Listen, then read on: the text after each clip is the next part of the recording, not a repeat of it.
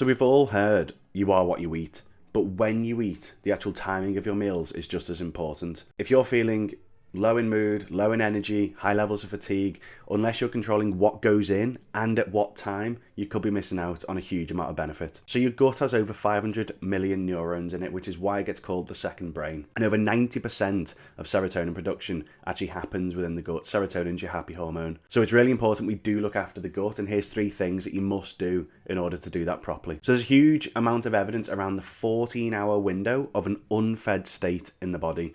That means that we should be eating our foods roughly between an 8 and a 10-hour window.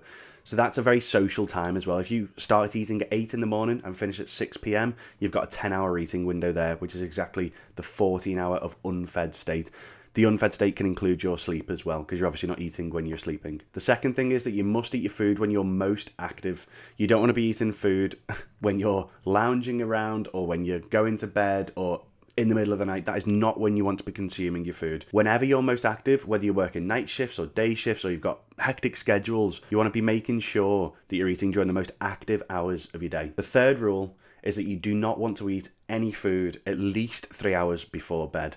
If you go to bed at 10 p.m, you want to make sure your last meal is around 6:30. You want to give yourself at least 3 hours before you go to bed. All of these things are super beneficial for your gut microbiome and will really help you upregulate the amount of serotonin that you produce, improving your mood, improving levels of inflammation, improving levels of fatigue in the body. There's 3 super simple things that you can do to improve your gut health.